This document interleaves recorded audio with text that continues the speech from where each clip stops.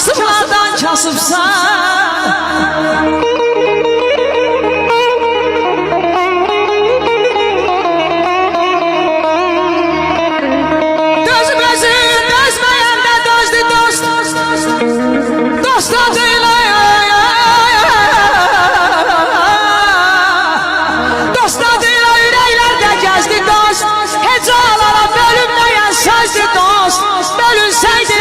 Dost demezdik biz ona, bölünseydik dost demezdik biz ona.